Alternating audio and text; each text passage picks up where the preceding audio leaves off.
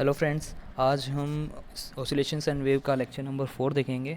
तो lecture number 3 था हमारा, एप्लीकेशन नंबर 1 था एसएचएम का, ठीक है, स्प्रिंग मास सिस्टम।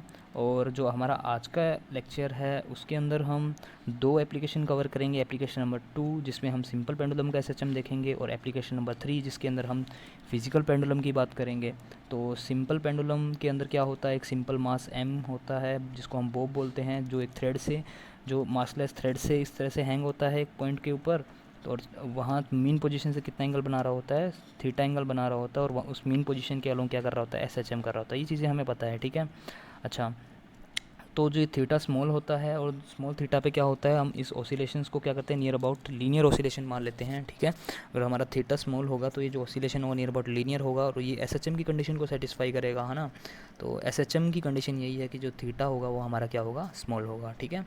सिमिलरली जो फिजिकल पेंडुलम की बात करें तो यहाँ थ्रेड और बोब नहीं होता, यहाँ सिंपल एक पूरा का पूरा रिजिड बॉडी होता है, और रिजिड बॉडी के एक पार्ट को हम पाइवोट कर देते हैं, ठीक है। तो पाइवट का मतलब ये हुआ कि वो उसकी एक्सिस ऑफ रोटेशन है, और उस एक्सिस ऑफ रोटेशन के अलोंग ये जो पेंडुलम है, फिजिकल पेंडुलम जिसको कंपाउंड पेंडुलम भी बोलते हैं, ये ऑसिलेट करेगा सच दैट कि सिमिलरली जो ये थीटा होगा वह स्मॉल होगा, और वो एसएचएम की कंडीशन को सेटिस्फाई करेगा। तो इस तरह से हम application number 2 and application number 3 देखेंगे आज। तो जो सबसे पहले हम एप्लीकेशन नंबर 2 की बात करें, सिंपल पेंडुलम काफ़ी इंपॉर्टेंट है, ठीक है। तो सिंपल पेंडुलम जैसे इस तरह से आप देख रहे हो इस फिगर के अंदर, तो यहाँ पे जो पेंडुलम है आपका मीन पोजीशन के अलोंग ऑसिलेट कर रहा है, और आपको ग्रीन कलर में जो एरो दिख रहा है वो आपका डिस्प्लेसमेंट एरो है, डिस्प्लेसमेंट दिखा रहा है।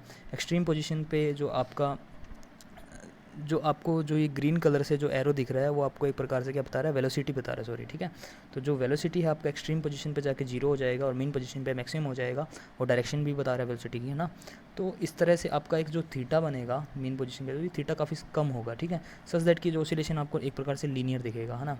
तो सिंपल पेंडुलम का यही जो सबसे इंपॉर्टेंट कंडीशन है कि जो थीटा होना चाहिए जिसके अलोंग वो ऑसिलेट कर रहा है वो काफ़ी कम होना चाहिए, ठीक है। जिस तरह से अगर मैं बनाऊँ, ये हमारी मान लो मीन पोजीशन है, ठीक है, उसके अलोंग मान लो इस तरह से हमारा बॉब है, और एक स्ट्रिंग है, ठीक है, जिसको हमने ओ पॉइंट के साथ बांध रखा है, ठीक है, और ये बॉब का मास एम है, ठीक है, और सच दैट की जो स्ट्रिंग का मास है वो जीरो होना चाहिए, ठीक है। अब ये जो ऑसिलेशन करेगा ये मीन पोजीशन के साथ जो थीटा बना रहा है, ये थीटा काफ़ी कम होना चाहिए, है ना। तो यही एसएचएम की मेन कंडीशन है कि जो थीटा होना चाहिए वो काफ़ी कम होना चाहिए, स्मॉल होना चाहिए, ठीक है। अच्छा, तो ये स्मॉल होगा तभी ये एसएचएम करेगा, ये एक प्रकार से लीनियर होगा, है ना, और ऑसिलेटर्स के ऑसिलेशंस के अंदर एसएचएम की कंडीशन को सेटिस्फाई करेगा, ठीक है। अच्छा, तो अब इसका टाइम पीरियड कैसे निकाल सकते हैं इस एसएचएम का, वो हमें देखना है। तो टाइम पीरियड के लिए मैं आपको सजेस्ट करूँगा कि आप जैसी वीडियो पे क्लिक करोगे तो आपको यहाँ पे आई बटन दिखेगा। आई बटन पे क्लिक करोगे तो आपको पिछला जो लेक्चर है इसके अंदर मैंने पिछले लेक्चर में स्टार्टिंग में आपको टाइम पीरियड निकालना सिखाया है कि किसी भी एसएचएम का, एनी एसएचएम का, किसी भी एसएचएम का टाइम पीरियड निकालना है तो कैसे निकालेंगे। थोड़ा सा हिंट दे देता हूँ कि अगर आपको मीन पोजीशन से थोड़ा सा डिस्प्लेस करना है एक्स, आपको जैसे आप मीन पोजीशन से एक्स डिस्प्लेस करोगे नई इक्वेशंस आएंगी। नई इक्वेशंस के अंदर आपको उसको f equal to minus k x के इक्वेट करवा देना है, और वहाँ से आपको जो टाइम पीरियड निकल के आएगा वो निकल के आएगा 2π√m/k। m क्या है यहाँ पे, मास ऑफ दैट ऑसिलेटर जो आपका ऑसिलेशन कर रहा है पार्टिकल, उसका मास, और k है यहाँ पे जो f equal to minus k x है, वहाँ से जो k आ रहा है, इस k को हम SHM कांस्टेंट भी बोलते हैं, और स्प्रिंग मास सिस्टम के केस में इसको स्प्रिंग कांस्टेंट बोल देते हैं। आज हमारा पेंडुलम है तो इसको पेंडुलम कांस्टेंट भी बोल सकते हैं, ठीक है। तो k है तो यहाँ पे इसको SHM कांस्टेंट बोलते हैं, और टाइम पीरियड आएगा 2π√m/k। यही हमारा प्रोसेस रहेगा टाइम पीरियड निकालने का, ठीक है। तो देखो अपने एसएचएम सिंपल पेंडुलम के अंदर हम टाइम पीरियड कैसे निकालें वो देखना है हमें। तो सबसे पहले हम फोर्स निकालना पड़ेगा, रिस्टोरिंग फोर्स जो हमें निकालना है एक्स डिस्प्लेस करने के बाद में। अच्छा, तो हम एक प्रकार से अगर हम देखें, ये हमारी मीन पोजीशन है, अगर वो हमारा यहाँ होता स्टार्टिंग में, है ना, तो अगर हम इसके अंदर रिस्टोरिंग फोर्स देखें तो एक रिस्टोरिंग फोर्स नियरली ये है हमारी, है ना। तो ये रिस्टोरिंग फोर्स कितनी आएगी वो हम देख सकते हैं कि इस मास एम पे कितने कौन कौन से फोर्सेस लग रहे हैं, ठीक है। तो वो सबसे पहले हम फोर्सेस को देख लेते हैं कि अगर मास एम पे हमारा ग्रेविटेशनल फोर्स लग रहा है mg, है ना। अच्छा, और इस स्ट्रिंग के अंदर जो टेंशन लग रहा है वो टी लग रहा है। अगर मैं इस mg को ब्रेक करूं तो दो कंपोनेंट्स में, ठीक है, तो mg को दो कंपोनेंट्स में ब्रेक करना पड़ेगा मेरे को, तो क्योंकि ये एंगल थीटा है तो ये एंगल भी थीटा हो जाएगा, ये हो जाएगा हमारा mg cos थीटा, और ये जो होगा जो हमारा रिस्टोरिंग फोर्स दिखाएगा हमें वो कितना हो जाएगा हमारा mg sin थीटा, ठीक है। अच्छा, क्योंकि एम जी को ब्रेक कर लिया तो एम जी को हटा सकते हैं यहाँ से। तो यहाँ से हमारी इक्वेशन आती है tension is equal to m g cos theta. ये एक दूसरे को कम्प्लीटली बैलेंस कर रहे हैं, इसका मतलब इस डायरेक्शन के अंदर हमारा कोई एस एच एम नहीं है, फोर्स इक्वल कर रहे हैं, इक्वेट कर रहे हैं। लेकिन हमारा इस डायरेक्शन के अंदर जो हमारी ये वाली डायरेक्शन है इसके अंदर हमारा क्या हो रहा है, इक्वेट नहीं हो रहे फोर्सेस। तो यहाँ पे जो रीस्टोरिंग फोर्स आ रहा है हमारा वो कितना आ रहा है, वो आ रहा है एम जी साइन थीटा, है ना। ये मैग्नीट्यूड की बात कर रहा हूँ। डायरेक्शन अगर हम देखना चाहें इसके अंदर डायरेक्शंस भी देख सकते हैं, ठीक है। तो देखो डायरेक्शंस देखना हो, क्योंकि हमारा हम इस डायरेक्शन में पॉजिटिव मान के चले हैं, है ना। तो m g sine theta negative direction में, तो force is equal to minus direction में लगेगा ना, इस तरह से लगेगा। अब देखो थीटा हमने क्या लिया था कंडीशन में, स्मॉल लिया है, स्मॉल थीटा लिया है, तो थीटा स्मॉल है तो sine theta nearly equal to क्या हो जाएगा, ये मैथमेटिकली हम देख सकते हैं sine theta nearly equal to theta हो जाएगा अगर थीटा स्मॉल हो, है ना। जैसे साइन अगर देखें 0 पॉइंट समथिंग डिग्री होगा तो वो नियर अबाउट उतनी वैल्यू ही हो जाएगी 0 पॉइंट समथिंग, ठीक है। तो कितना आएगा यहाँ से हमारा, अगर थीटा स्मॉल है तो m g sine theta nearly equal to theta, तो कितना हो जाएगा फोर्स हमारा nearly equal to minus m g theta, ठीक है। ये जो हमारा फोर्स है वो इतना हो जाएगा। देखो अब यहाँ से हम क्या कर सकते हैं, थीटा को क्या लिख सकते हैं, क्योंकि देखो ये जो ये वाला पार्ट है एक प्रकार से ये एक सर्कल का छोटा सा पार्ट है, ठीक है। जैसे अगर ये सर्कल है तो उसका एक छोटा सा ये पार्ट है इस तरह से, तो ये आर्क है उस सर्कल की, ये एंगल स्मॉल थीटा है। तो अगर ये अगर हमारी रेडियस आर होती है और ये हमारी एल होती है, तो एल को हम एल बाई आर को हम थीटा के इक्वल लिख सकते हैं, है ना। हमें सर्कल की प्रॉपर्टी पता है। तो सिमिलरली यहाँ से जो थीटा है उसकी वैल्यू क्या आ जाएगी हमारी, क्योंकि ये डिस्प्लेसमेंट को अगर हम x माने तो x बाई आर लिख सकते हैं, x बाई, क्योंकि अगर हम इस थ्रेड की लेंथ l माने, मान लो जो ये थ्रेड लिया है हमने उसकी लेंथ l है, ठीक है। तो हमारा जो यहाँ से निकल के आएगा थीटा क्या निकल के आया हमारा x बाई एल, है ना। तो थीटा को हम लिख सकते हैं x बाई एल। तो जो वैल्यू पुट करने के बाद हमारा क्या आएगा, थीटा की वैल्यू हम लिख देते हैं m g x by l, ठीक है।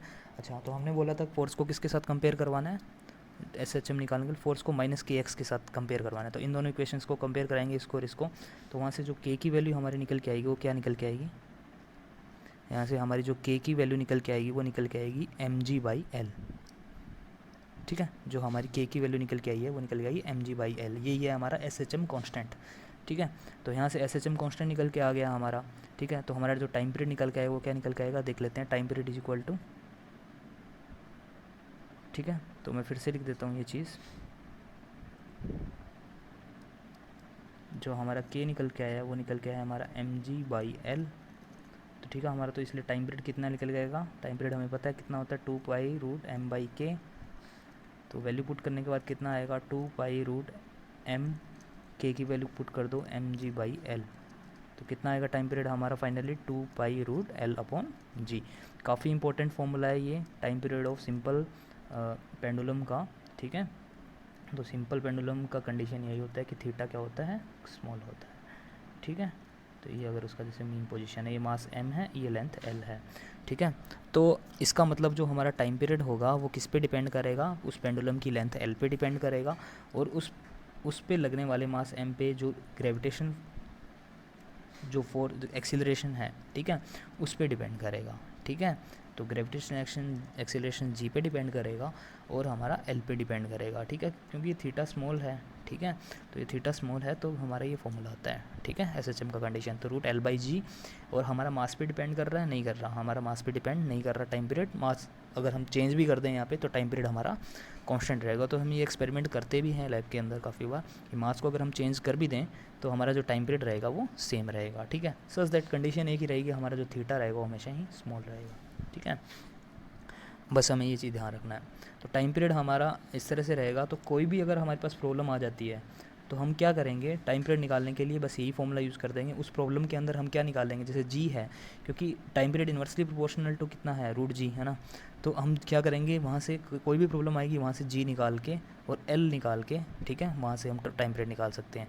हमें उतना प्रोसेस कंप्लीट नहीं करना है कि एक्स को डिस्प्लेस करेंगे, फिर वहाँ से फोर्स की इक्वेशन निकालेंगे, फिर उसको के एक्स से कंपेयर करवाएंगे, वहाँ से के की वैल्यू निकालेंगे। इतना प्रोसेस नहीं करना। सिर्फ हमें क्या निकालना है, जिसके अंदर हम एल को एल इफेक्टिव भी बोल सकते हैं और जी को जी इफेक्टिव भी बोल सकते हैं। ऐसा क्यों इफेक्टिव क्यों, कई बार क्या होता है कि ओनली जी नहीं है और एक्सीलरेशंस पे आ जाते हैं हमारे क्वेश्चंस के अंदर, तो वहाँ हम जी को जी इफेक्टिव बोल देंगे और एल को एल इफेक्टिव बोल देंगे, क्योंकि हो सकता है कि लेंथ हमारी वेरिएबल हो, चेंज भी हो, ठीक है। तो इसलिए जो हम टाइम पीरियड को लेते हैं 2 pi root l effective upon g effective का अंडर रूट, ठीक है। देखो कुछ हम प्रॉब्लम देखते हैं, जिस तरह से अगर हम लिफ्ट के अंदर अगर हम पेंडुलम को रख दें, ठीक है, तो अगर कोई भी हमारी लिफ्ट है मान लो इस तरह से, जो आपको ये स्क्वायर फॉर्म के अंदर दिख रहा है, ये आपका लिफ्ट है, लिफ्ट के अंदर आपका जो पेंडुलम है आपको हैंग कर रहा है और आपका ऑसिलेट कर रहा है, ठीक है।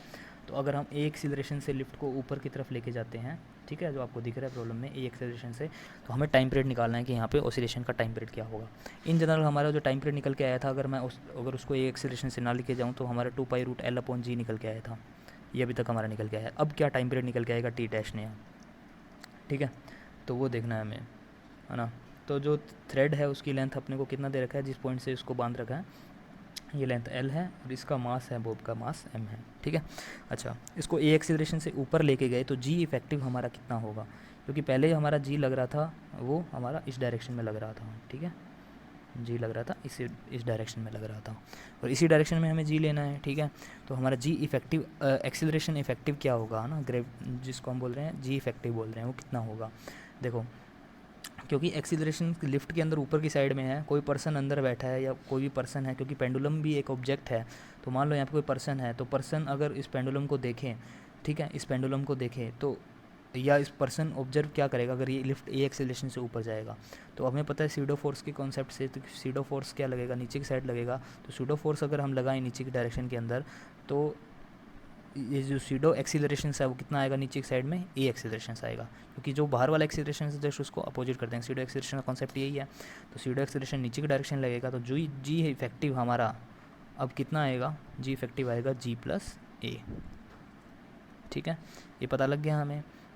अच्छा, क्योंकि यहाँ पे पहले फोर्स लग रहा था mg नीचे की डायरेक्शन में, अब कितना लगेगा, इस सीडो फोर्स कॉन्सेप्ट लगेगा mg+ma, ठीक है, तो जी इफेक्टिव आ गया हमारा। अच्छा, लेंथ उतना ही है हमारा, तो टाइम पीरियड कितना आएगा, 2π√L effective upon g effective, है ना। तो L इफेक्टिव तो अपना उतना ही है √L, लेंथ तो चेंज होगा नहीं, तो जी इफेक्टिव हमारा चेंज होगा, कितना होगा G+A। इसका मतलब हमारा जो एक्सीलरेशन जो टाइम पीरियड है वो कितना हो जाएगा, 2π√L/g/A, है ना। तो हमारा जो टाइम पीरियड टी डैश है वो चेंज हो जाएगा अगर हम लिफ्ट को ऊपर की साइड लेके जाएं, ठीक है। तो अब रेशियो भी निकाल सकते हैं टी डैश बाई टी का, ठीक है। तो होमवर्क प्रॉब्लम में उन दोनों का रेशियो निकालो, पहले था 2π√L/g, अब है 2π√L/g+A। तो जो अगर आप निकालो भी रेशियो तो ये आएगा G/A और यहाँ पे G, ठीक है। तो इसका मतलब नीचे G+A आएगा, ऊपर √G आएगा, तो अब ये रेशियो आएगा, ठीक है। इसका मतलब हमारा जो टाइम पीरियड है, यहीं से भी देख सकते हैं, क्योंकि जी इफेक्टिव बढ़ गया तो टाइम पीरियड घट गया, तो जैसे ही लिफ्ट ऊपर जाएगी तो हमारा जो ऑसिलेशंस का टाइम पीरियड है वो क्या हो जाएगा, घट जाएगा, ठीक है।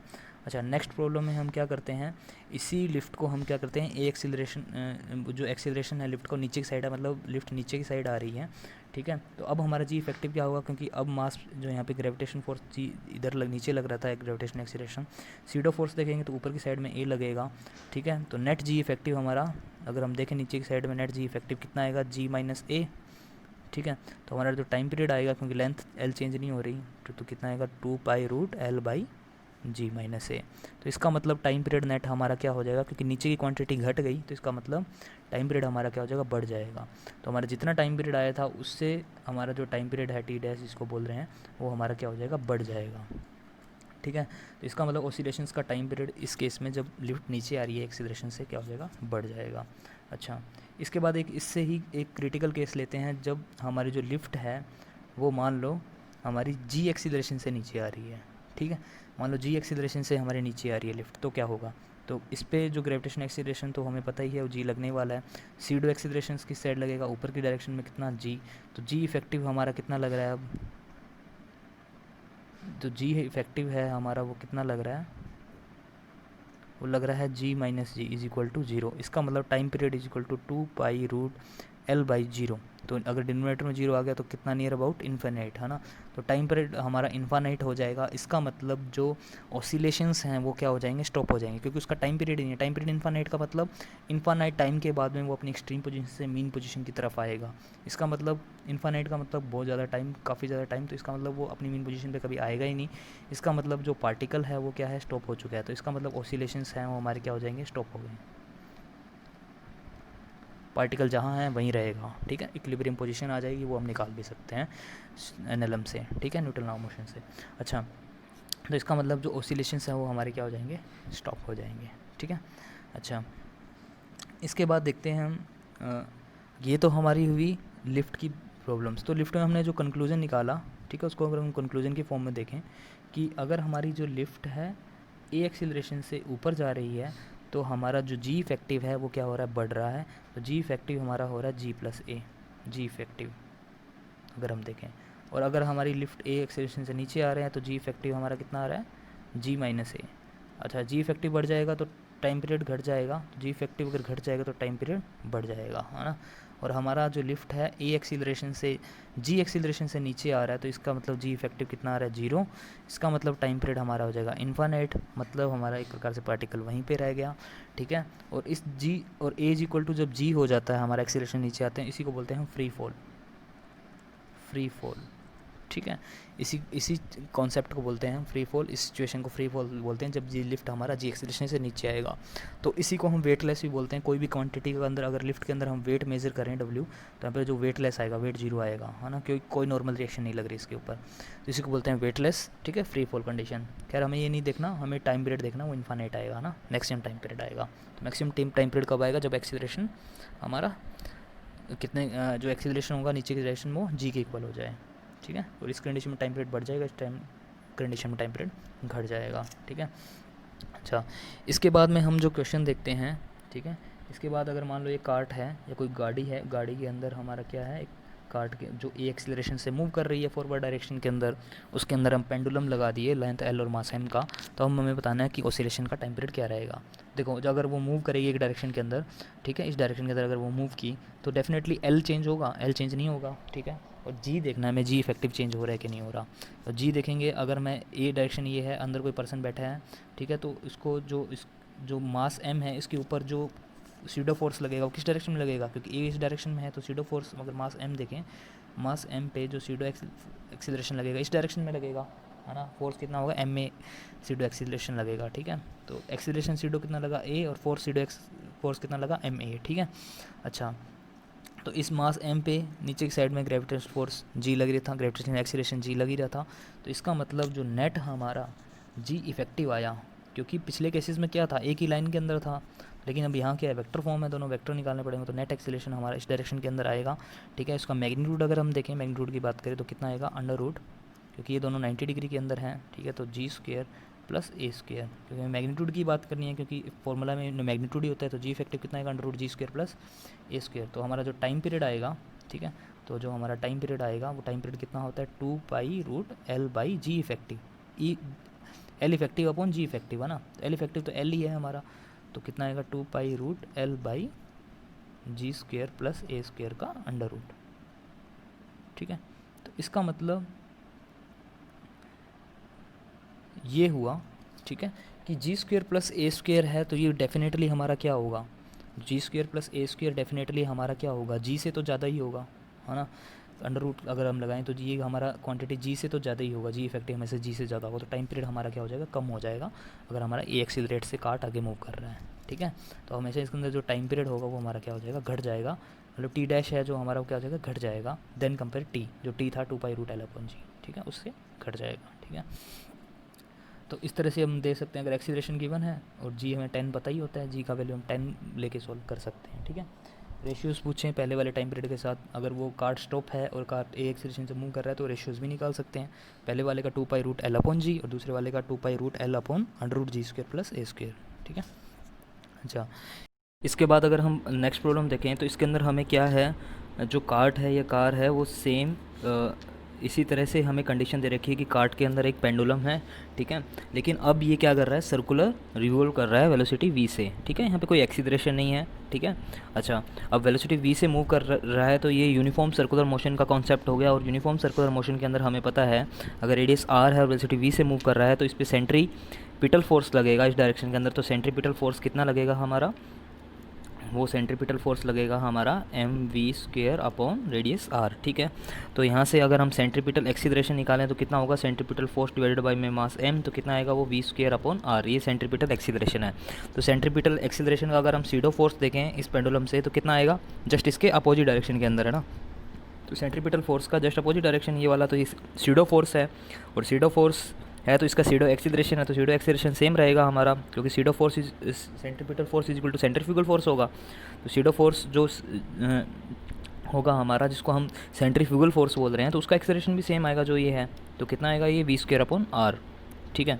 अच्छा, तो यहाँ से हमें ये कॉन्सेप्ट पता लग गया, ठीक है। अच्छा, अगर अब देखो, अगर हम कार के बैक साइड से, ठीक है, अगर हम कार के बैक साइड से देखें, ठीक है, तो अगर कार के बैक साइड से देखें तो इसके अंदर कोई पेंडुलम है ना, इसके अंदर हमने पेंडुलम रख रखा था मास m का, ठीक है। अगर हम कार के बैक साइड से देखें तो हमें एक्सीलरेशन नीचे की तरफ दिखेगा, और हमें सीडो फोर्स किस डायरेक्शन में दिखेगा था, लेफ्ट हैंड साइड में, अगर कार की बैक साइड से यहाँ से देखें अगर हम, तो ठीक है।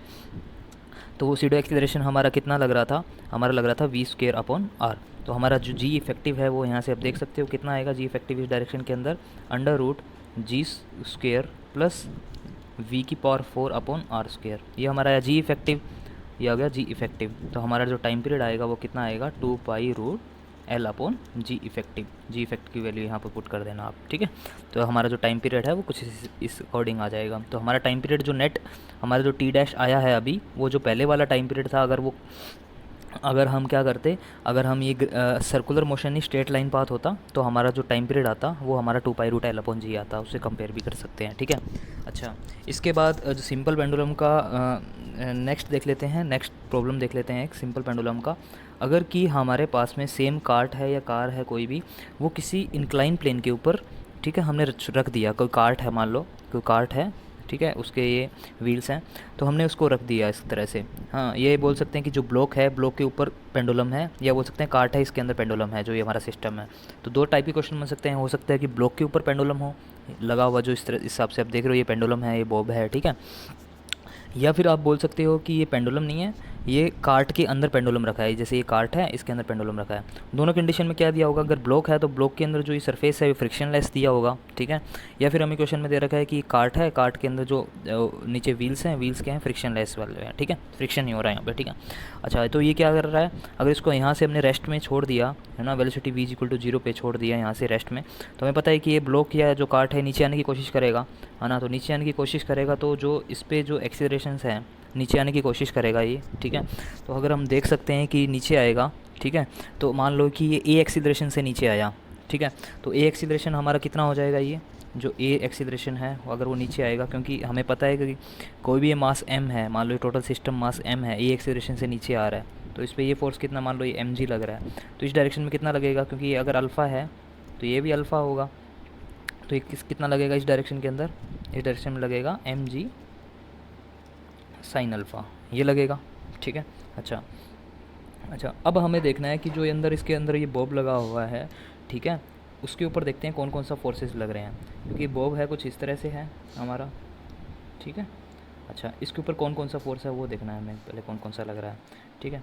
अच्छा, इसके ऊपर सबसे पहले तो देखो ये ग्रेविटेशन फोर्स लग रहा है mg, ठीक है, प्लस इसके साथ में ये जो एक्सीलरेशन है, ये एक्सीलरेशन इस डायरेक्शन के अंदर है, तो इसका जो सीडो एक्सीलरेशन है हमारा वो किस डायरेक्शन में होगा, इस डायरेक्शन में होगा, है ना। सीडो फोर्स लगेगा वो अपोजिट डायरेक्शन में, हमें सीडो एक्सीलरेशन दिखाना है, तो सीडो एक्सीलरेशन हमारा इस डायरेक्शन के अंदर है, ठीक है।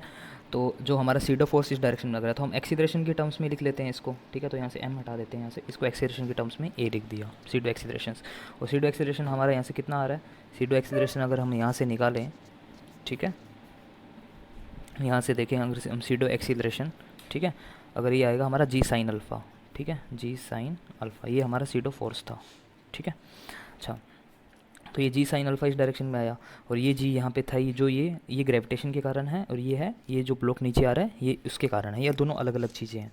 अब क्या करेंगे, इसको हमें नेट रिजल्टेंट निकालना है इसका, ठीक है। नेट रिजल्टेंट कैसे निकाले दोनों का, जी इफेक्टिव, तो वो कैसे निकाल सकते हैं, इस जी को हम दो पार्ट्स में डिवाइड कर सकते हैं, कैसे, क्योंकि हमें पता है कि ये जो एंगल है वो अल्फ़ा है, ठीक है। तो हम क्या करें, इस जी को दो पार्ट्स में ब्रेक कर देते हैं, इसको कर देते हैं हम जी कोस अल्फ़ा, और ये हो जाएगा जी साइन अल्फ़ा, ठीक है। और जी को हम यहाँ से हटा दिए क्योंकि दो पार्ट्स में ब्रेक कर दिया। अब देखो जी साइन अल्फ़ा, जी साइन अल्फ़ा, मतलब ये एक दूसरे को कैंसिल कर रहा है, मतलब इस इंक्लाइन प्लेन में तो कोई एक्सीलरेशन है नहीं, क्योंकि यहाँ पे सीडो एक्सीलरेशन और हमारा जो ग्रेविटेशन एक्सीलरेशन है दोनों एक दूसरे को बैलेंस कर रहे हैं, और दोनों बैलेंस कर रहे हैं तो वहाँ से कैंसिल आउट हो जाएंगे, ठीक है। तो वहाँ से मतलब इंक्लाइन प्लेन की डायरेक्शन के अंदर कोई एक्सीलरेशन नहीं है, जो हमारा एक्सीलरेशन बचेगा वो कितना बचेगा, जी कॉस अल्फ़ा। तो नेट हमारा जी इफेक्टिव आया वो कितना आया, हमारा जो जी इफेक्टिव आया है वो आया है जी कॉस अल्फ़ा। इसका मतलब हमारा जो टाइम पीरियड है वो कितना आएगा, 2 पाई रूट, लेंथ तो चाहे लेंथ चेंज नहीं हो रही, एल अपॉन जी कोस अल्फ़ा, ठीक है, ये जी इफेक्टिव है, ठीक है। ये हमारा टाइम पीरियड नेट निकल के आया, ठीक है। ये एक बार जेई में पूछा भी गया है ये प्रॉब्लम, ठीक है। इसके बाद में एक प्रॉब्लम और देखते हैं जो जेई के अंदर पूछा गया है, ठीक है। तो इसके अंदर हमें कुछ इस तरह से दे रखा है कि हमारा एक पेंडुलम है, ठीक है, एक पेंडुलम सिस्टम है ऑफ लेंथ एल और मास एम का। ये मास एम है और लेंथ इसकी एल है, और यहाँ से इसको फिक्स है। अब ये टोटल का टोटल सिस्टम, ठीक है, ऊपर की साइड मूव कर रहा है टोटल सिस्टम, मतलब ये जो पॉइंट है, ये इसको अगर मूव करवाएं पेंडुलम के अपर पॉइंट को, ये अपर मूव कर रहा है, मतलब ये एक्स, इसको अगर हम वाई डायमेंशन दें, वाई एक्सिस है, ये एक्स एक्सिस है, तो हमें दे रखा है कि वाई इज़ इक्वल टू, ठीक है, के टी स्क्वेयर से मूव कर रहा है, और के की वैल्यू हमें कांस्टेंट दे रखी है 1 मीटर पर सेकेंड स्क्वेयर, ठीक है, इससे मूव कर रहा है, ठीक है, ऊपर की डायरेक्शन में। तो हमें बताना है कि टाइम पीरियड की जो जो टाइम पीरियड आ रहा है हमारा, जो टाइम पीरियड आ रहा है, मान लो इसके केस में टाइम पीरियड T2 आ रहा है, और अगर इसको मूव ना करवाते, ऊपर की डायरेक्शन मूव ना करवाते, जब हमारा टाइम पीरियड आता T1, तो हमें T1 और T2 की रिलेशन निकालनी है ना, उसमें T2/T1 का स्क्वायर का रेशियो निकालना था हमें, T2²/T1 स्क्वायर का रेशियो निकालना। तो कैसे निकालेंगे इसके अंदर हम, वो देखते हैं, ठीक है। तो इसके अंदर हम क्या करते हैं कि ऊपर की साइड में y इक्वल टू के टी स्क्वायर दे रखा है, तो देखते हैं कि एक्सीलरेशन हो रहा है क्या ऊपर की डायरेक्शन में। अगर एक्सीलरेशन हो रहा है तो सेम लिफ्ट वाली प्रॉब्लम जैसा बन जाएगा ये, है ना, क्योंकि ये लिफ्ट जैसा भी मान सकते हैं, एक एक्सीलरेट ऊपर कर रहा है। तो ऐसे एक्सीलरेशन निकालेंगे तो वेलोसिटी क्या आएगा, d o by by d t, ठीक है। तो कितना आएगा यहाँ से 2kT, है ना। सिमिलरली एक्सीलरेशन देख लेंगे, एक्सीलरेशन कितना आएगा, d v by d t, velocity का ना, तो इसका डिफरेंशिएशन कितना आएगा 2k, और k की वैल्यू 1 दे रखा है तो कितना आएगा 2, मतलब 2 मीटर पर सेकंड स्क्वायर। तो एक्सीलरेशन आया 2 मीटर पर सेकंड स्क्वायर ऊपर की साइड में। अच्छा, तो ऊपर की साइड में हमारा जो एक्सीलरेशन आया है वो कितना आया है हमारा, 2 मीटर पर सेकंड स्क्वायर, वो लिख लेते हैं। तो मतलब जो हमारा निकल के आया ए इज इक्वल टू 2 मीटर पर सेकंड स्क्वायर, और हमें पता है नीचे की साइड कितना होता है जी, तो जी इफेक्टिव कितना आएगा हमारा, जी प्लस 2 मीटर पर सेकंड। ऐसा क्यों, क्योंकि ये है इसका सीडो फोर्स निकालना है हमें, सीडो एक्सीलरेशन, तो सीडो एक्सीलरेशन तो नीचे साइड आएगा। अगर ए हमारा ऊपर की साइड मूव कर रहा है, लिफ्ट वाले कॉन्सेप्ट में हमने देखा है, तो ए नीचे आएगा, तो इसलिए ये 2 है और ये है जी। तो जी को हम बोलते पता कितना लेते हैं, 10 लेते हैं ना, तो ये 10 ले लो, तो कितना आएगा ये नियरली 12 मीटर पर सेकंड स्क्वायर, है ना, 12 मीटर पर सेकंड स्क्वायर आया है ये, ठीक है। अच्छा, तो टाइम पीरियड यहाँ पे कितना हो जाएगा, time period is equal to 2 pi root L upon g, l तो सेम ही है और जी कितना आएगा यहाँ पे 12, है ना। और ये तो है टाइम पीरियड सेकंड जब हमने एक्सीलरेट कराया। तो T1 हमारा पहले कितना था, T1 2 pi root L upon G की जी था ओनली ना, मतलब 10। तो इन दोनों का रेशियो भी ले सकते हैं T2/T1, है ना। तो T2/T1 लोगे, है ना, जो क्वेश्चन में हमें T2²/T1 स्क्वायर बोला था, है ना, तो T2²/T1 स्क्वायर निकाल सकते हैं हम। तो कितना आएगा वो, क्यों अगर मैं इन दोनों को लिख लूँ अलग से, ठीक है। जो हमारा T1 था पहले वो था 2 पाई रूट एल अपॉन जी, है ना, जी को मैंने 10 बोल दिया, ठीक है, ऐसा था। और अब जो हमारा टाइम पीरियड निकल के आया वो निकल के आया 2 पाई रूट एल अपॉन 12। तो रेशियो निकाल सकते हो T2²/T1 स्क्वायर, मतलब स्क्वायर लोगे, ठीक है, तो नीचे 12 आएगा, ऊपर आएगा 10, है ना। तो कितना आएगा ये 2 से कैंसिल, 5/6, तो हमारा 5/6 आंसर होगा, ठीक है। ये जेई में पूछा गया एक बार 2005 के अंदर, ठीक है। तो ये जेई 2005 का क्वेश्चन है, ठीक है, ठीक है, तो इजीली कर सकते हो आप, ठीक है। तो अब मैं आपको इसी के अंदर एक क्वेश्चन और देता हूँ कि अगर आपका, ठीक है, अगर ये आपका सिस्टम है, ये होमवर्क प्रॉब्लम है आपका 1 नाम से, आप मेरे को कमेंट सेक्शन में इसका आंसर मेंशन करके देना, होमवर्क प्रॉब्लम 1 के नाम से आंसर करके देना, ठीक है। इसके अंदर आपका जो ये बॉब है मास m का, लेंथ l का, ये सिस्टम है। तो इस पॉइंट, ये पॉइंट आपका मूव कर रहा है ऊपर की डायरेक्शन में, सॉरी ये आपका पॉइंट अब नीचे की डायरेक्शन में मूव कर रहा है, ठीक है। और आपको जो इक्वेशन दे रखी है वो दे रखी है y is equal to KT, ठीक है, ये नीचे की डायरेक्शन में मूव कर रहा है। तो मुझे बताना है T2²/T1 स्क्वायर। अगर ये नीचे की साइड मूव करेगा इस डायरेक्शन में तो इसको, इसका टाइम पीरियड ले लो T2, और अगर नहीं मूव कर रहा तो उसका टाइम पीरियड ले लो T1 इनिशियली, ठीक है। तो हमें T2/T1 का रेशियो निकालना है, ठीक है। तो आपको बताना है, मैं आपको ऑप्शन दे देता हूँ, जो आपके ऑप्शन है, पहला ऑप्शन आपका हाफ, ठीक है, और पहला ऑप्शन आपका हाफ, दूसरा ऑप्शन है आपका 2/3, तीसरा ऑप्शन है 3/2, और चौथा ऑप्शन है 1, ठीक है। तो आपके 4 ऑप्शन है, तो आप इसको बताना प्रॉब्लम, होमवर्क प्रॉब्लम नंबर 1, और 4 ऑप्शन आपके पास में, तो आपको बताना है इसमें क्या आएगा, ठीक है। तो इसके बाद में हमारा जो सिंपल पेंडुलम है, हमारी लगभग प्रॉब्लम्स है सिंपल पेंडुलम की हमने कवर कर ली है। तो इसमें हमने जो लिफ्ट वाली प्रॉब्लम्स हैं वो देख ली है ना, ऊपर की डायरेक्शन मूव कर रही है, नीचे की तरफ डायरेक्शन मूव कर रही है वो देख ली। कार्ट वाली प्रॉब्लम है, कार्ट अगर हमारा स्ट्रेट लाइन में है या इंक्लाइन के अंदर है ना, दोनों प्रॉब्लम्स हमने देख ली। या अगर हमारी कार्ट है वो रोटेशनल मोशन कर रही है, तो हमारा इसका मतलब हमें फाइनली क्या निकालना है, हम सब में देखा जी इफ़ेक्टिव निकालना है, जी इफ़ेक्टिव क्या होगा, ठीक है। जी इफेक्टिव वाली प्रॉब्लम से सॉल्व हो जाएगा। अच्छा, अब तक हमने एल इफेक्टिव वाली प्रॉब्लम कोई नहीं देखी है, जहाँ पे एल इफेक्टिव चेंज हो रहा है, हो सकता है एल इफेक्टिव चेंज हो जाए। एल इफेक्टिव में भी प्रॉब्लम बना सकते हैं आपकी, जैसे कि मान लो कुछ ऐसा बोल दें कि आपका कोई पेंडुलम है कुछ इस तरह से, ठीक है, कुछ ये पेंडुलम जो आपका है कुछ इस तरह से है। सडनली आपने क्या कर दिया इसके अंदर, जो आपने लेंथ को क्या कर दिया, हाफ कर दिया, मास को सच दैट उतना ही रहने दिया, ठीक है। तो आपका कितना आएगा टाइम पीरियड कंपेरिजन करवा, तो इसमें एल चेंज हो गया, एल इफेक्टिव चेंज हो गया, है ना। या फिर ऐसे भी बोल सकते हो, मान लो कोई सी सा है या मतलब कोई झूला है, उस पर कोई बच्चा बैठा है, तो बच्चा पहले क्या है, इनिशियल पार्ट के अंदर वो बैठा है, दूसरे पॉइंट में वो क्या हो जाता है, स्टैंड अप खड़ा हो जाता है झूले के ऊपर। तो मतलब इसका सेंटर ऑफ मास बच्चे का क्या हो रहा है, यहाँ पे अलग आ रहा था, तो यहाँ पे क्या वो अगर वो स्टैंड अप हो गया तो मतलब उसका सेंटर ऑफ मास ऊपर की साइड शिफ्ट हो जाएगा, तो नेट जो एल इफेक्टिव है हमारी वो कम हो जाएगी, और नेट एल इफेक्टिव अगर हमारी कम होगी तो टाइम पीरियड ऑटोमेटिक कम हो जाएगा, ठीक है। तो इस तरह की प्रॉब्लम बन सकती है, कॉन्सेप्चुअली भी बन सकती है, ठीक है। तो हमारा एल इफेक्टिव हमें पता है, क्योंकि टाइम पीरियड हमारा डायरेक्टली प्रोपोर्शनल है एल इफेक्टिव के, एल इफेक्टिव घटेगा टाइम पीरियड घटेगा, ठीक है। अच्छा, इसके बाद अगर हम देखें कंपाउंड पेंडुलम की बात करेंगे, ठीक है। तो इसको कंपाउंड पेंडुलम या फिर इसको फिज़िकल पेंडुलम भी बोल देते हैं, ठीक है। तो जो हमारा फिज़िकल पेंडुलम है या कंपाउंड पेंडुलम है, तो सेम वो जो बिहेव करेगा वैसे ही जो हमारा सिंपल पेंडुलम है वैसे ही बिहेव करेगा, लेकिन यहाँ पे क्या हो जाएगा, जो पेंडुलम होगा यहाँ पे रिजिड बॉडी होगा। तो रिजिड बॉडी डायनेमिक्स में आपने पढ़े हुए हैं, रिजिड बॉडी कौन कौन सी हो सकती है, ठीक है। उसमें हमने सेंटर ऑफ मास के कॉन्सेप्ट भी देखे हैं, ठीक है। तो यहाँ पे जो रिजिड बॉडी है, तो डेफिनेटली अगर कोई मान लो कोई रिजिड बॉडी है हमारी, अगर ये ऑसिलेट कर रही है हमारी, ठीक है, तो हमारी मेन पोजीशन के साथ में स्मॉल एंगल थीटा बना रही है, तो ये इस तरह से ऑसिलेट करेगी, ठीक है। देख जैसे ये रिजिड बॉडी है, इसका ये सिमेट्रिकल एक्सिस है ना। तो अगर मैं इसको थीटा एंगल पे यहाँ से रिलीज़ करूँ, तो ये मेन पोजीशन पे आने की कोशिश करेगी, सच दैट इसका सेंटर ऑफ मास है वो यहाँ आ जाए मेन पोजीशन पे, तो सच दैट की जो डेल्टा सिग्मा एफ है यहाँ पे 0 हो जाएगा मेन पोजीशन के ऊपर, ठीक है। तो यहाँ पे क्या लगाना पड़ेगा अपने को, रिजिड बॉडी के अंदर अपने को सेंटर ऑफ मास का कॉन्सेप्ट पता होना चाहिए, ठीक है। और इसके अंदर हमें लीनियर एसएचएम और एंगुलर एसएचएम, मतलब अगर हम, क्योंकि हम अब तक हमने लीनियर टर्म्स की बात की थी, अब हम एंगुलर टर्म्स की बात करेंगे। रिजिड बॉडी में एंगुलर टर्म्स आती हैं, ठीक है, तो हमें उनकी एनालॉजी पता होनी चाहिए। तो सबसे पहले हम एनालॉजी चेक कर लेते हैं, ठीक है, क्योंकि हम रिजिड बॉडी की बात कर रहे हैं, तो यहाँ पे अगर मैं बनाऊँ लीनियर सिस्टम और अगर हमारा एंगुलर सिस्टम, ठीक है, तो अगर मैं इन दोनों की बात करूँ, तो यहाँ पे अगर मैं रिलेशन देखूँ, यहाँ पे हमें क्या क्या चेंजेस करने हैं। जैसे लीनियर सिस्टम में हम डिस्प्लेसमेंट एक्स की बात करते हैं, तो एंगुलर सिस्टम में हम डिस्प्लेसमेंट नहीं, हम थीटा की बात करते हैं, एंगल्स की बात करते हैं, ठीक है।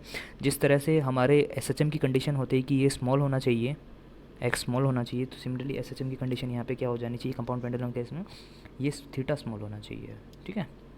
अच्छा, यहाँ पे हम एक्सीलरेशन की बात करते हैं, तो यहाँ पे एंगुलर एक्सीलरेशन अल्फ़ा की बात करते हैं, यहाँ मास m की बात करते हैं, हम मोमेंट ऑफ इनर्शिया I की बात करते हैं, यहाँ हम फोर्स की बात करते हैं, तो यहाँ हम टॉर्क की बात करते हैं। जैसे यहाँ रिस्टोरिंग फोर्स होता है, तो यहाँ रिस्टोरिंग टॉर्क होता है, ठीक है। डायरेक्शन हम देख सकते हैं, टॉर्क की डायरेक्शन होती है R क्रॉस F से, हमें पता है। अगर हम देखें यहाँ से जो टॉर्क की डायरेक्शन आएगी हमारी, ठीक है, R क्रॉस F से, ठीक है, ये हम भी देख सकते हैं, ठीक है। इसके बाद में अगर हम फॉर्मूला देखें फोर्स का, अगर हम फॉर्मूला देखें फोर्स का, यहाँ पे फॉर्मूला क्या आएगा, माइनस के इंटू एक्स, तो यहाँ पे क्या आना चाहिए, माइनस के इंटू एक्स की जगह क्या लेना है हमें, थीटा, यहाँ पे थीटा। तो यहाँ पे जो नई इक्वेशन बनेगी, torque is equal to minus k theta, यहाँ पे बनेगी force is equal to minus k x. Important चीज़ है, जैसे हमने जो प्रोसेस देखा था टाइम पीरियड निकालने का, तो वहाँ equal to f equal to minus k x से कंपेयर करवा रहे थे। यहाँ हम प्रोसेस सेम रखेंगे कि मीन पोजीशन से थीटा, क्योंकि वहाँ से मीन पोजीशन से एक्स डिस्प्लेस किए थे, यहाँ मीन पोजीशन से थीटा डिस्प्लेस करेंगे। वहाँ फोर्स की इक्वेशन देखी थी, यहाँ टॉर्क की इक्वेशन देखेंगे, टॉर्क को माइनस के थीटा से कंपेयर करवाएंगे, तो अगेन वहाँ से जो टाइम पीरियड निकल के आएगा वो कर सकते हैं हम ना। तो यहाँ पे जो टाइम पीरियड निकल के आया था वो लिख लेते हैं कि यहाँ जो टाइम पीरियड निकल के आया था वो निकल के आया था 2 पाई रूट m बाई के, है ना। तो यहाँ से जो टाइम पीरियड निकल के आएगा वो निकल के आएगा 2 पाई रूट m की जगह हमें क्या लेना है, i बाई, और k की जगह हमें क्या लिखना है, k ही है, ठीक है, ऐसे हमें i बाई के। तो यहाँ टाइम पीरियड आएगा 2 पाई रूट i बाई के, और यहाँ टाइम पीरियड आएगा 2 पाई रूट m बाई के। है ना। के क्या है यहाँ पे, के यहाँ से निकलेगा tau equal to minus k theta से, जिस तरह से यहाँ से निकला था force equal to minus k x से, ठीक है। तो यहाँ से हम एनालॉजी, ये सिंपल एनालॉजी है, तो एनालॉजी से ही हम लीनियर रेंगुलर एनालॉजी लगा के प्रॉब्लम को सोल्व कर सकते हैं, ठीक है। तो सिमिलरली अगर हम देखें, अगर कंपाउंड पेंडुलम्स की बात करें, ठीक है, तो कंपाउंड पेंडुलम्स में हमें क्या करना है, वही सेम एनालॉजी लगानी है, ठीक है। तो देखो कंपाउंड पेंडुलम, जैसे कि मान लो इनिशियली हमारा कंपाउंड पेंडुलम कुछ इस तरह से है, मैंने कोई भी आर्बिट्री शेप ले ली, ठीक है, जैसे कोई भी आप आर्बिट्री शेप ले सकते हो इस तरह से, है ना। जैसे हमने उसको क्या करते थे, सिंपल पेंडुलम में उसको क्या करते थे, हम इस पॉइंट पे हैंग करते थे ना, ये पॉइंट था, यहाँ पे इस पॉइंट को हैंग नहीं करेंगे, जैसे मैंने बताया था, यहाँ पे हम किसी एक कंपाउंड पेंडुलम के कोई भी एक पॉइंट को पाइवट कर देंगे। पाइवट का मतलब ये हुआ कि हम वहाँ से उस पॉइंट को क्या कर देंगे, वहाँ से उस पॉइंट को फिक्स नहीं करेंगे, वहाँ से उस पॉइंट को इस तरह से बांध देंगे, किसी चीज़ से सपोर्ट दे देंगे, ठीक है। जैसे कि हम नेल से, है ना, नेल और हैमर से क्या कर सकते हैं, उस चीज़ को सपोर्ट दे सकते हैं, सच दैट कि उस पॉइंट के अलोंग रोटेशन हो, तो इसको हम बोल सकते हैं पॉइंट ऑफ रोटेशन, जिसको हम पाइवट बोलते हैं। तो ये है पॉइंट ऑफ रोटेशन, ठीक है। पाइवट क्या है, पॉइंट ऑफ रोटेशन। अच्छा, अगर मैं 2D की बात कर रहा हूँ, तो मैं इसके अंदर एक एक्सिस बना सकता हूँ, सच दैट कि अगर मैं देखो ये परपेंडिकुलर, ये इनसाइड द पेज या आउटसाइड द पेज कुछ भी हो सकता है, तो जो एक्सिस बनेगी इनसाइड द पेज है, जो आप देख सकते हो, इमेजिन कर सकते हो, ठीक है, इस जो मैं जिस प्लेन पे राइट कर रहा हूँ उस प्लेन के बिल्कुल परपेंडिकुलर जो एक्सिस बनेगी, इस एक्सिस को क्या बोलेंगे हम, इस एक्सिस को शो नहीं कर सकते वैसे तो, लेकिन 2D पेज के इनसाइड के अंदर जो सी एक्सिस बनेगी, इमेजिन एक्सिस, इसको हम बोलेंगे एक्सिस ऑफ रोटेशन। क्या बोलेंगे, एक्सिस ऑफ रोटेशन, ठीक है।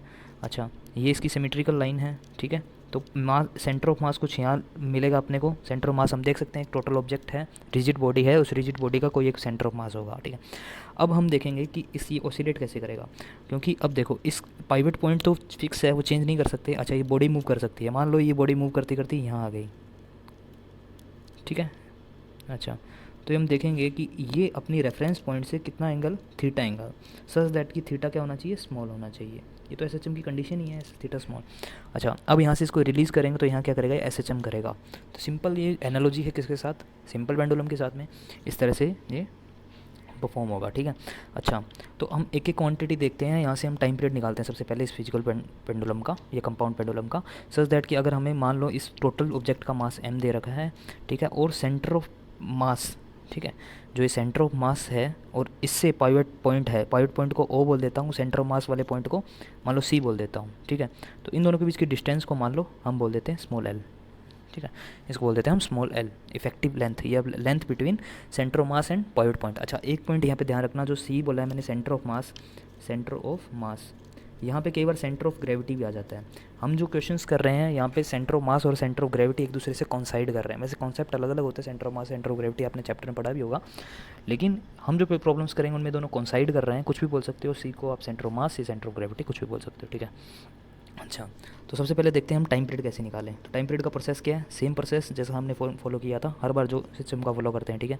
तो टाइम पीरियड निकालने के लिए हम इसको स्मॉल थीटा से क्या करेंगे, डेविएट करेंगे, ठीक है। मान लो कि मैंने इसको स्मॉल थीटा से क्या कर दिया, इसको जो ये है, इसको इनिशियल पॉइंट ये है, इससे क्या किया मैंने, स्मॉल थीटा से, ये जो थीटा है वो क्या है, स्मॉल है, ठीक है, थीटा हमारा क्या है, स्मॉल, इससे मैंने क्या किया, मूव करवाया, ठीक है। तो यहाँ से क्या आएगा, इस डायरेक्शन के अंदर, इस डायरेक्शन के अंदर क्या आएगा, मेरा रिस्टोरिंग फोर्स आएगा, और इसी रिस्टोरिंग फोर्स के कारण क्या आएगा, टॉर्क आएगा, क्योंकि ये डायरेक्शन क्या है, इसको मैं आर मान लेता हूँ, जिसको मैंने एल बोला है, क्योंकि सेंटर मास की बात करें, एल क्रॉस एफ हो जाएगा, वो हमारा रिस्टोरिंग टॉर्क हो जाएगा। वैसे पूछता नहीं क्वेश्चन में, तो ये आ जाएगा, एल क्रॉस एफ हमारा रिस्टोरिंग टॉर्क हो जाएगा, टॉर्क, ठीक है। अच्छा, अगर हम देखें यहाँ से हमारा थीटा निकल के आ गया, थीटा स्मॉल होगा ना, हमें पता है, ठीक है। तो अगर मैं थीटा बनाऊँ यहाँ पे, वो आएगा स्मॉल थीटा, ये जो है वो थीटा स्मॉल है। अच्छा, अब देखो, क्योंकि ये सेंटर ऑफ मास है, ठीक है। अच्छा, इस पॉइंट पे जो मैंने रेड कलर से पेंडुलम बनाया, वो मतलब एंगल थीटा पे है, ठीक है, इनिशियल वाले से, इनिशियल पोजीशन है, रेफरेंस पोजीशन है, जो ब्लू कलर से दिखाया मैंने, ठीक है। अच्छा, इसके ऊपर जो फोर्सेज हैं, अगर फोर्सेज देखें, ठीक है, अगर मैं इसके ऊपर फोर्सेज बनाऊँ, तो इस पे जो ये वाला लगने वाला फोर्स है, कौन सा है, mg फोर्स है ना, सेंटर ऑफ मास से नीचे लगेगा, ठीक है। अच्छा, mg फोर्स है, तो ये mg फोर्स क्या करेगा, टॉर्क प्रोवाइड करेगा, है ना, टॉर्क प्रोवाइड करेगा। तो ये टॉर्क कैसे प्रोवाइड करेगा, ठीक है, ये mg फोर्स है, रीस्टोरिंग टॉर्क कैसे प्रोवाइड करेगा वो देखना है हमें, ठीक है। देखो mg का कौन सा कंपोनेंट रीस्टोरिंग टॉर्क प्रोवाइड करेगा, mg का ये वाला कंपोनेंट रीस्टोरिंग फोर्स प्रोवाइड करेगा, ये वाला कंपोनेंट रीस्टोरिंग टॉर्क प्रोवाइड नहीं करेगा, ठीक है। तो आपको जो टॉर्क निकालने का आपको मेथड पता भी है ना, क्योंकि जो लाइन आपकी ये वाली जो लाइन है आपकी, ठीक है, सॉरी, जो भी आपकी एक्सिस है, रोटेशन ऑफ एक्सिस है ना, एक्सिस ऑफ रोटेशन है जो भी है, इससे परपेंडिकुलर डिस्टेंस निकाल लो जो लगने वाला फोर्स है, मतलब ये जो फोर्स है इससे इसकी परपेंडिकुलर डिस्टेंस निकाल लो। वो कैसे निकाल सकते हो, देखो इसमें आपको थोड़ा सा इमेजिनेशन करना पड़ेगा, क्योंकि ये जो लाइन है एक्सिस, ठीक है, जबकि रोटेशनल एक्सिस है, ठीक है, तो जो रोटेशनल एक्सिस है वो आपकी कुछ इस तरह से इनसाइड द पेज मान लो एक बार उसको, ठीक है जी, यहाँ पे मान लो रोटेशनल एक्सिस, उससे जो mg है वो कितना डिस्टेंस के ऊपर है, क्योंकि mg नीचे की डायरेक्शन में लग रहा है कुछ इस तरह से, अपर व्यू देखें तो कुछ इस तरह से दिखेगा हमें जो हम देख रहे हैं। तो mg से ये वाली परपेंडिकुलर डिस्टेंस निकालनी है, इसकी कितनी डिस्टेंस होगी, क्योंकि टॉर्क की डेफिनेशन ये होती है फोर्स इंटू परपेंडिकुलर डिस्टेंस। इस तरह से टॉर्क निकाल सकते हैं, मैग्नीट्यूड, डायरेक्शंस तो अपने आर क्रॉस एफ से ही निकाल सकते हैं, तो हमें मैग्नीट्यूड निकालना है टॉर्क का, तो F cross F into distance है ना, तो एफ इंटू डिस्टेंस, तो डिस्टेंस हमारी परपेंडिकुलर डिस्टेंस है, तो परपेंडिकुलर डिस्टेंस कैसे निकालें, मतलब ये वाली डिस्टेंस निकालेंगे, क्योंकि अब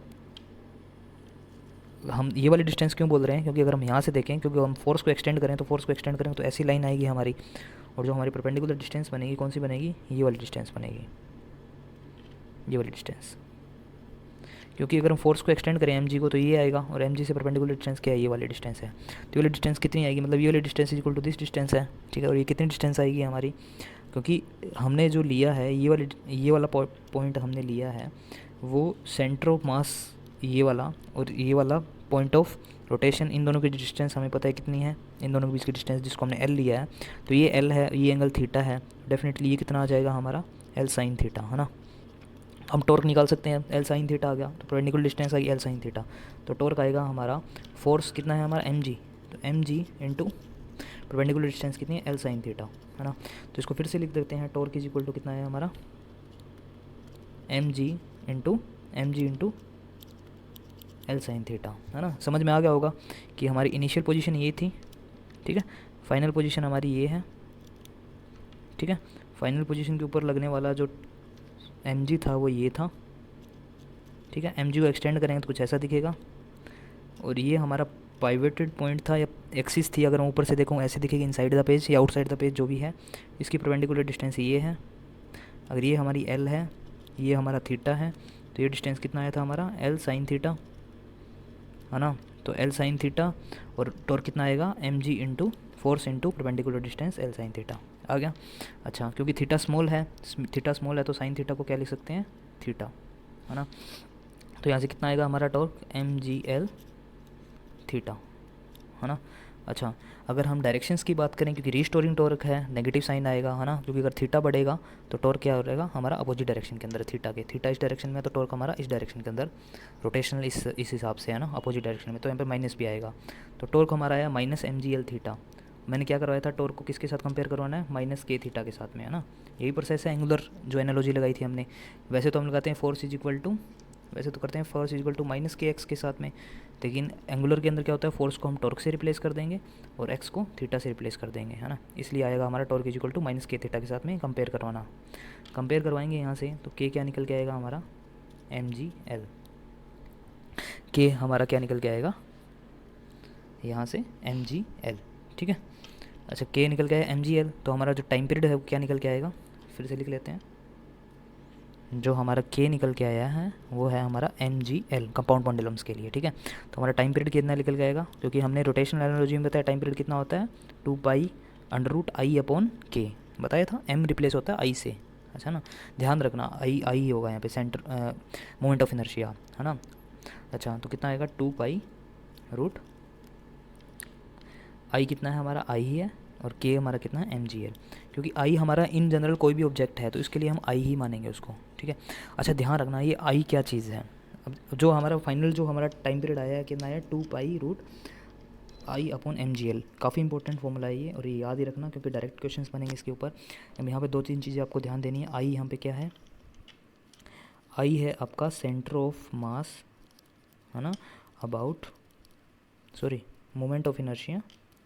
मोमेंट ऑफ इनर्शिया अबाउट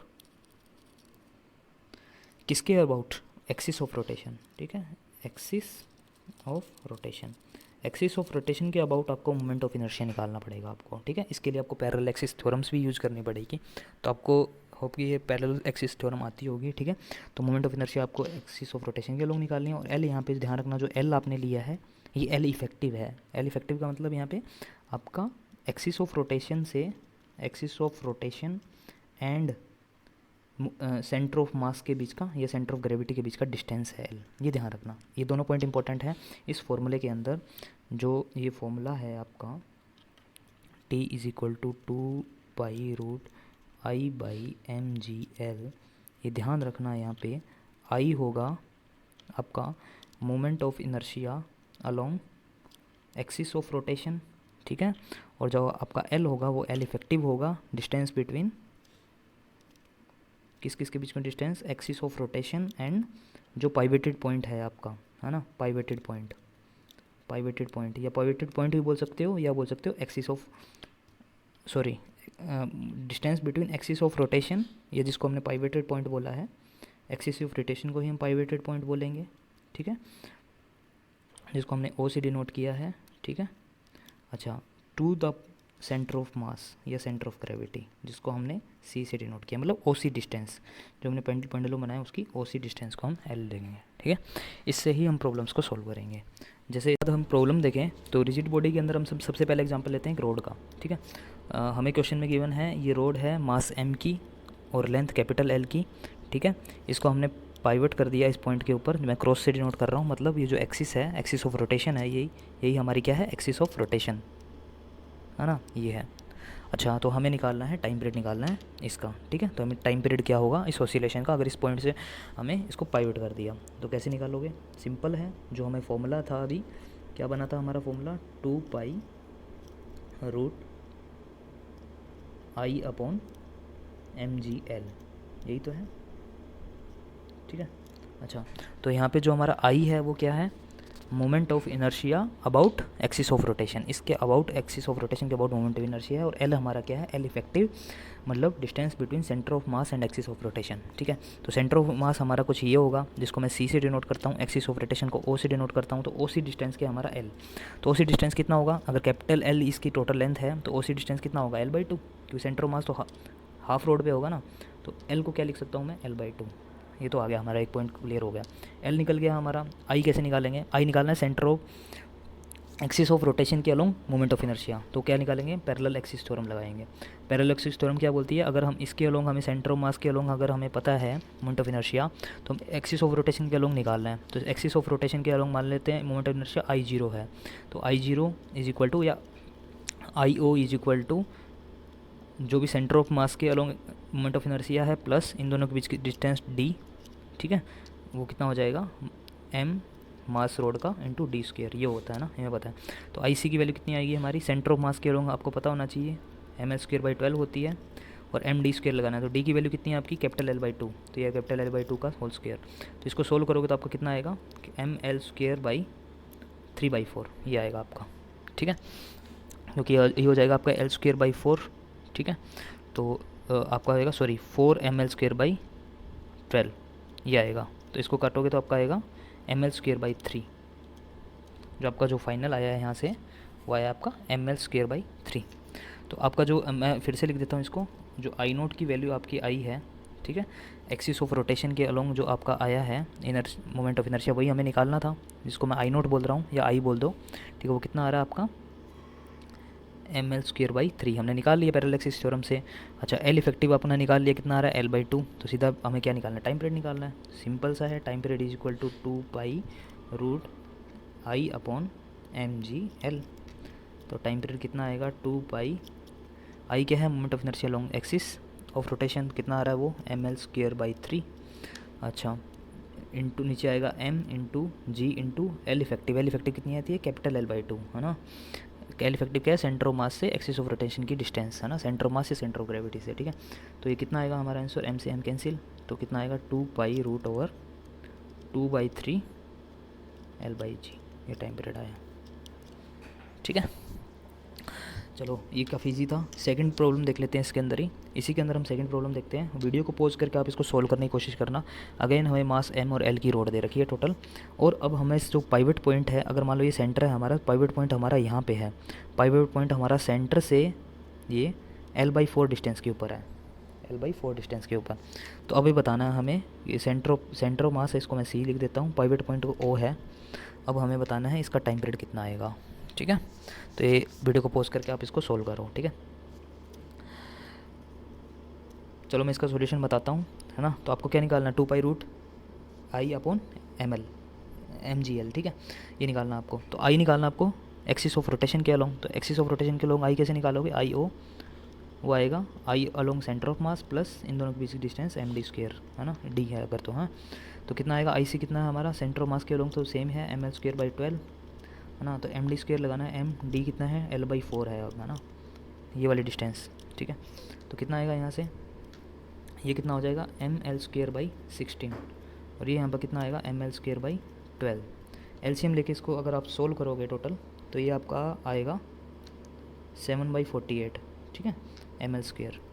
तो आपका जो I0 आया है इस प्रॉब्लम में, I0 आया है आपका, या I आया है, जिसको एक्सिस ऑफ रोटेशन के अलोंग जो आपका I आया है, क्योंकि आपका एक्सिस रोटेशन ये है l/4 डिस्टेंस के ऊपर। तो I आया है आपका एक्सिस रोटेशन O पे, वो कितना आया आपका, वो आया 7/48, ठीक है। होप सबका यही आया होगा, 7/48 ml², ठीक है।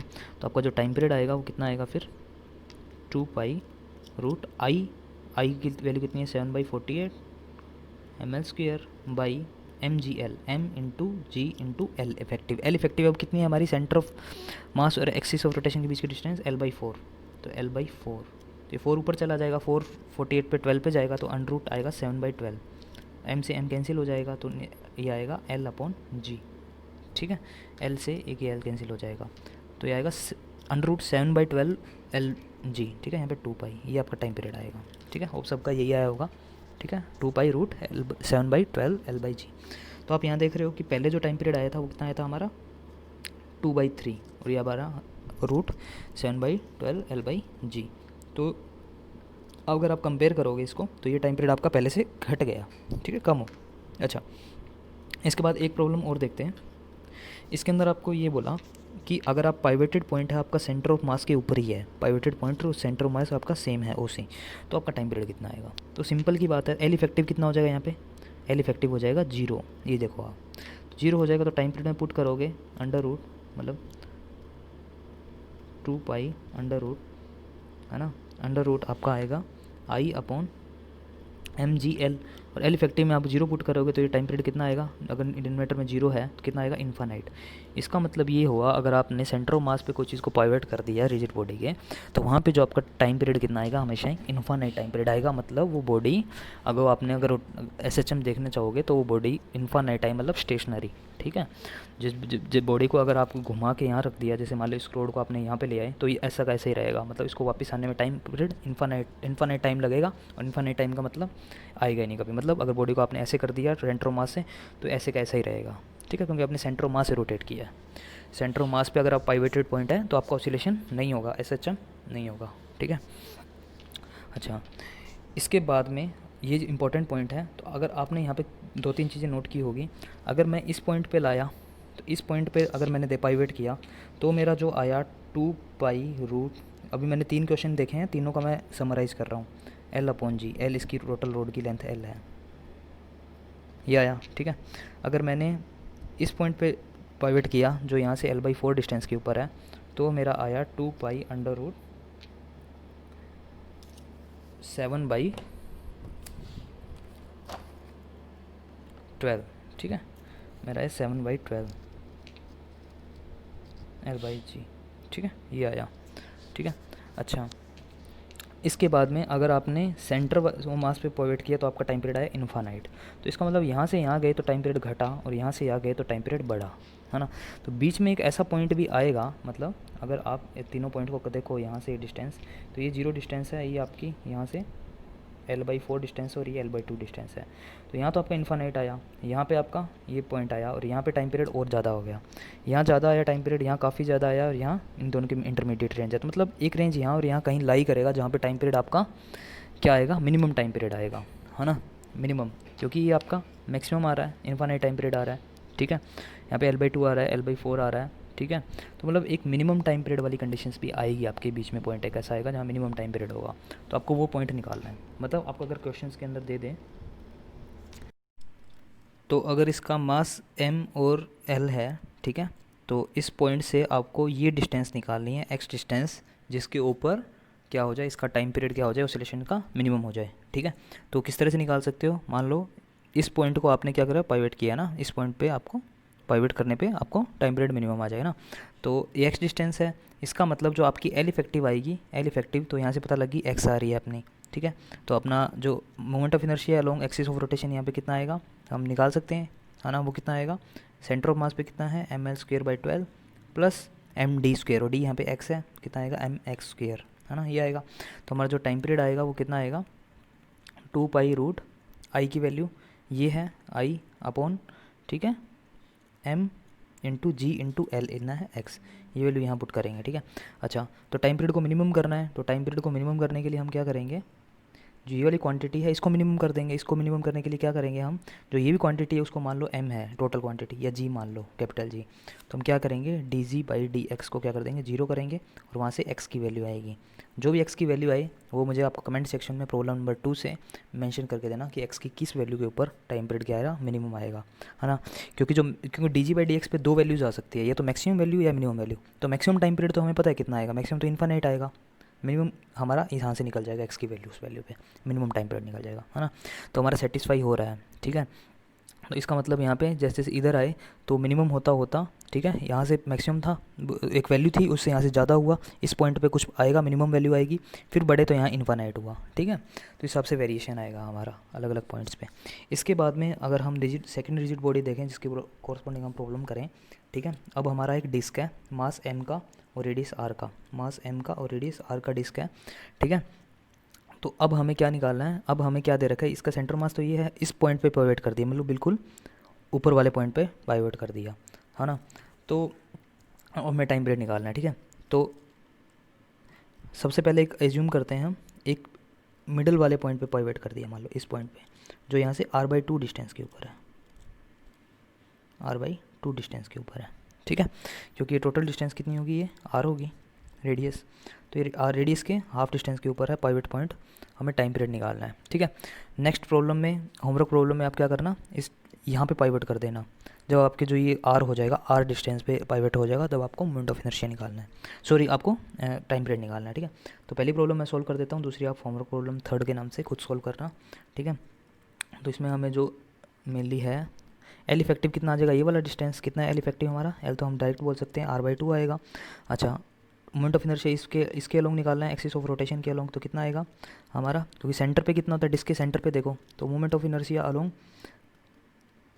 एक्सिस ऑफ रोटेशन, जिसको मैं I0 बोल रहा हूँ, ये पॉइंट 0 है, ये पॉइंट C है, तो कितना आएगा I centre of mass plus md², ये आएगा। तो आई सेंटर ऑफ मास कितना है, सेंटर ऑफ मास अगर डिस्क है रेडियस r की, तो हमें पता होना चाहिए सेंटर ऑफ मास डिस्क का कितना होता है, mr²/2 होता है, प्लस md² करना है, तो डिस्टेंस कितनी है, r/2 है, तो r/2 का होल स्क्वायर, तो ये आ जाएगा mr²/4, ठीक है। तो यहाँ से जो हमारा टोटल आएगा वो आएगा 3/4 mr²। तो ये हमारा मोमेंट ऑफ इनर्शिया आया, इस एक्सिस ऑफ रोटेशन के L इफेक्टिव आ गया। तो टाइम पीरियड निकालना काफ़ी इजी है इस प्रॉब्लम के लिए। तो टाइम पीरियड हमारा कितना आएगा, क्योंकि हमारा जो I आया है एक्सिस ऑफ रोटेशन के अलोंग, क्योंकि ये हमारा एक्सिस ऑफ रोटेशन था r/2 डिस्टेंस के ऊपर, वो आया है हमारा एक्सिस ऑफ रोटेशन IO के अलोंग, जो आया है हमारा 3/4 mr²। तो टाइम पीरियड कितना आएगा, 2π√I कितना है 3/4 mr² अपॉन mgl, mg और L इफेक्टिव हमारा कितना है r/2, r/2। तो नेट सोल्व करने के बाद कितना आएगा हमारा, ये आएगा time period is equal to √3/2 r/g। अच्छा, इन प्रॉब्लम्स में देखो r/g आ रहा है, पिछली प्रॉब्लम्स में लेंथ वाली थी तो उसमें देखो √समथिंग L/g आया था, मतलब डायमेंशंस तो सेम ही रह रहे हैं, ये चीज़ ध्यान रखना है। r/g आ रहा है, यहाँ L/g आ रहा था, सेम डायमेंशंस रह रहे हैं, ठीक है। और जो नॉर्मल सिंपल पेंडुलम उसमें भी L/g आ रहा था, ठीक है। तो कंपाउंड्स में भी r by g l by g in terms में ही आएगा, ठीक है, डिस्टेंस अपॉन एक्सीलरेशन के टर्म्स में, ठीक है, अंडर रूट के अंदर टाइम पीरियड में, ठीक है। अच्छा, तो इसके बाद में जो मैं प्रॉब्लम करवा देता हूँ। जो आपको होमवर्क प्रॉब्लम करनी है वो करना है कि ये पॉइंट आपका सेंटर ऑफ मास है ना, जिसको आप सी से डिनोट कर रहे हो। पाइवेटेड पॉइंट आपका ये है आर डिस्टेंस के ऊपर। तो आपको टाइम पीरियड निकालना है कि क्या टाइम पीरियड आएगा इसका, ठीक है। और जो भी टाइम पीरियड आए, मतलब इसका टाइम पीरियड मान लो T2 आए, और जो आपने पिछले प्रॉब्लम में निकाला था वो T1 है, तो मुझे T2/T1 का रेशियो जो भी आए न्यूमेरिकली वो मेरे को, मतलब T2/T1 का जो भी न्यूमेरिकली रेशियो आए, ठीक है, मतलब T2 किसके कॉरस्पॉन्डिंग है, आर डिस्टेंस के ऊपर, और T1 किसके कॉरस्पॉन्डिंग है, R/2 डिस्टेंस के ऊपर, ठीक है। इसके कॉरस्पॉन्डिंग T1 आ रहा है, इसके कॉरस्पॉन्डिंग T2 आ रहा है, तो T2/T1 का मेरे को रेशियो कमेंट सेक्शन में प्रॉब्लम नंबर 3 के नाम से मेंशन करके लेना, ठीक है। अच्छा, आसानी से निकाल सकते हैं। इसके अंदर एल इफेक्टिव आर हो जाएगा, मोमेंट ऑफ इनर्शिया निकाल लेंगे, कितना आएगा mr²/2 प्लस mr², है ना, तो वहाँ से टाइम पीरियड निकल जाएगा T2, ठीक है। अच्छा, इसके बाद में जैसे कि मैंने रोड के अंदर आपको होमवर्क प्रॉब्लम दिया था मिनिमम एक्स निकालने के लिए, वहाँ भी ये प्रॉब्लम आपको खुद से करवा देता हूँ, तो आप उस कंसेप्ट को यूज़ करके रोड वाले में भी लगा सकते हो। क्या आपको सेंटर ऑफ मास से एक डिस्टेंस एक्स निकालना है आपको, जिस पॉइंट के लॉन्ग अगर आप पाइवेट करो तो मिनिमम टाइम पीरियड आए, है ना।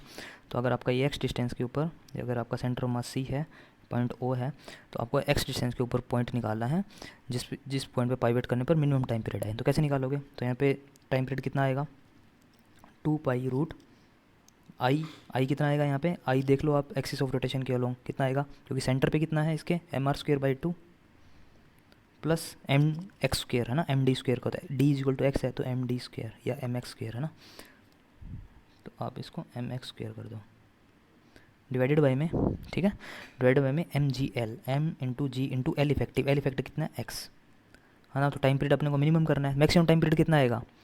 अच्छा, इस प्रॉब्लम में अगर आपसे मैक्सिमम टाइम पीरियड पूछ लेते तो कितना आता, ये पाइवेटेड पॉइंट अगर यहीं होता, मैंने बताया ही भी है इस रोड के केस में, सेंटर ऑफ मास और एक्सिस ऑफ रोटेशन जहाँ कोइंसाइड कर दे पाइवेटेड पॉइंट आ जाए, वहाँ पे क्या होगा, टाइम पीरियड कितना आएगा, इन्फाइनाइट आएगा, वो तो मैक्सिमम है, तो मिनिमम निकालना है हमें। तो मिनिमम क्या होगा, मिनिमम यहाँ निकालना है, तो इस क्वांटिटी को मिनिमम करना पड़ेगा, टाइम पीरियड अगर दिस है तो इस क्वांटिटी को हम मान लो, आप जी मान लो, तो आप क्या निकालना है, dg/dx को 0 के इक्वल करवा दो, है ना। तो dg/dx मतलब इस क्वांटिटी को आप जी आप निकाल लो, आप कितना आएगा, पहले जी को सिंप्लीफाई कर लो, ठीक है। जी को आप सिंप्लीफाई करोगे तो आपको वहाँ से जी आएगा, जो क्वांटिटी आपकी आ रही है देख लेना आपका आएगा, क्योंकि mgx दोनों से डिवाइड कर दोगे इससे, और इससे आएगा r²/2g into x plus x/g, है ना, इज इक्वल टू, अब आपको क्या निकालना है, dg/dx, dg/dx मतलब इसको dx के रेस्पेक्ट में डिफ्रेंशिएट करके इज इक्वल टू 0 करवाना है ना। तो आपको करोगे, आपको इसको कंप्लीट सोल्व करोगे मैथमेटिकली, तो ध्यान रखना आपका जो ये आएगा 2x² is equal to r², इसका मतलब x की वैल्यू आएगी आपकी r/√2, मतलब r/√2 डिस्टेंस के ऊपर, मतलब जो x is equal to radius into 1/√2 पे आपकी वैल्यू क्या होगी, टाइम पीरियड की मिनिमम होगी जब इस पॉइंट पे आप पाइवेट करते हो, यही इसका आंसर है, x is equal to r/√2। Rod के केस में मैंने आपको होमवर्क प्रॉब्लम दे दिया, होमवर्क प्रॉब्लम 2 नाम से, ठीक है। अच्छा, कितनी वैल्यू आएगी, कितना टाइम पीरियड आएगा इस डिस्टेंस के ऊपर, वो भी निकाल सकते हो, x is equal to r/√2, यहाँ वैल्यू पुट कर दो, यहाँ पुट कर दो, यहाँ पुट कर दो, ठीक है, तो आपका वैल्यू निकल के आ जाएगा। अगर हम पुट करें यहाँ पे, तो हमारा जो टाइम पीरियड, हमारा जो x की वैल्यू कितनी आई है, ये मिनिमम x जिस पे टाइम पीरियड मिनिमम हो, x की वैल्यू आई है r/√2, ठीक है। तो मिनिमम टाइम पीरियड कितना आएगा, t मिनिमम फॉर्मूला में पुट कर दो, 2 पाई mr²/2, ये तो कांस्टेंट रहेगा, प्लस mx², है ना, तो mx², इसका स्क्वायर कितना आएगा, mr²/2, इसका स्क्वायर करोगे डिवाइड बाई mgx, और x की वैल्यू r/√2, ये आया, ठीक है। अच्छा, तो m से तो m कैंसिल हो जाएगा, तो r²/2 ऊपर तो r² आएगा, ठीक है, नीचे g इंटू r√2, तो r से एक r कैंसिल हो जाएगा, तो ये आएगा √2 r/g अंडर रूट के अंदर, ठीक है, अपन टू 2 पाई, तो ये हमारा टाइम पीरियड आएगा, ठीक है।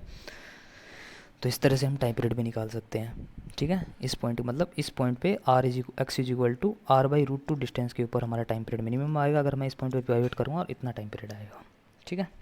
तो होप्स कि आज का लेक्चर आप सबको समझ आएगा था। हमारे इसके अंदर आज के लेक्चर के अंदर हमारी 2 एप्लीकेशंस थी। एप्लीकेशन नंबर 1 हमारी थी, जिसके अंदर हमने टाइम पीरियड निकाला था 2/√L effective upon g effective, है ना, ये निकाला था सिंपल पेंडुलम के लिए। कंपाउंड पेंडुलम के लिए हमने निकाला 2π√I अपॉन mgl, एम पे एल इफेक्टिव है, और आई यहाँ पे centre of moment of inertia along axis of rotation है, ठीक है। तो अलग अलग प्रॉब्लम्स के लिए हमने जी इफेक्टिव भी निकाले, अलग अलग प्रॉब्लम्स के लिए एल इफेक्टिव और आई ओ निकाल के हम प्रॉब्लम्स को सोल्व करेंगे।